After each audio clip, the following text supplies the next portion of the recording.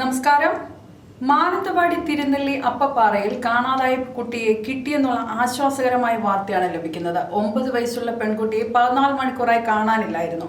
ഇന്നലെയാണ് കുഞ്ഞിന്റെ അമ്മയായ പ്രവീണയെ അവരുടെ ജീവിത പങ്കാളി ദിലീഷ് കൊലപ്പെടുത്തിയത്. അതിനുശേഷമാണ് കുഞ്ഞിനെ കാണാതായത്. കഴുത്തിലും ചെവിക്കും വെട്ടേറ്റ കുഞ്ഞിന്റെ മൂത്ത സഹോദരി ആശുപത്രിയിൽ ചികിത്സയിൽ കഴിയുകയാണ്.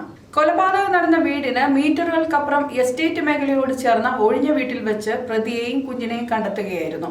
പ്രതി ദിലീഷ് ഈ കുഞ്ഞിനെ തട്ടിക്കൊണ്ടു പോവുകയായിരുന്നു. കുട്ടിയെ ലഭിച്ചു എന്നുള്ളത് ആശ്വാസകരമായ ഒരു വാർത്തയാണ്. കഴിഞ്ഞ 14 മണിക്കൂറിൽ ഈ കുട്ടി എവിടെ എന്നുള്ള ചോദ്യം വളരെ ആശങ്കയായി നിലനിന്നിരുന്നു. കുട്ടിയെ കാണാതായതാണോ അതോ കുട്ടി ഓടി രക്ഷപ്പെട്ടതാണോ എന്ന ആശങ്കയിലായിരുന്നു പോലീസ്. കുട്ടി ഓടി രക്ഷപ്പെട്ടതാണെങ്കിൽ ഈ പ്രദേശം വനമേഖലയും അതോടൊപ്പം വന്യമൃഗങ്ങളും ഉള്ള സ്ഥലമാണ്. അതുകൊണ്ട് തന്നെ എന്ത് സംഭവിച്ചു എന്നുള്ളത് ആർക്കും അറിയില്ലായിരുന്നു. എന്നാൽ ആശങ്കകൾക്ക് വിരാമം വിട്ട് കുട്ടിയെ കണ്ടെത്തുകയായിരുന്നു. പ്രതി തട്ടിക്കൊണ്ടു പോയതായിരുന്നു കുട്ടിയെ പോലീസ് സ്റ്റേഷനിലേക്ക് കൊണ്ടുപോയിരിക്കുകയാണ്. കുട്ടിക്ക് ഒന്നും സംഭവിച്ചിട്ടില്ല എന്നതാണ് ആശ്വാസകരം. 14 വയസ്സുള്ള മൂത്ത കുട്ടിയെ പ്രതി വെട്ടിപ്പരിക്കേൽപ്പിച്ചിരുന്നു. ഈ കുട്ടികളുടെ അമ്മയായ പ്രവീണയാണ് ഇന്നലെ രാത്രി 9 പ്രതി കൊലപ്പെടുത്തിയത്. കഴിഞ്ഞ കുറെ കാലമായി ദിലീഷിനൊപ്പമാണ് പ്രവീണയും കുഞ്ഞുങ്ങളും താമസിച്ചിരുന്നത്.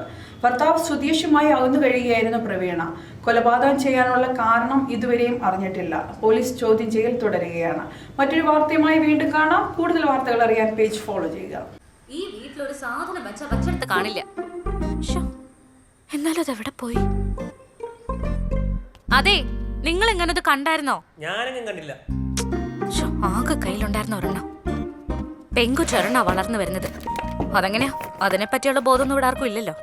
അതൊക്കെ പഴയതല്ലേ. പിന്നെ പുതിയത് കുറെ അങ്ങ് വാങ്ങി കൂട്ടുമല്ലേ.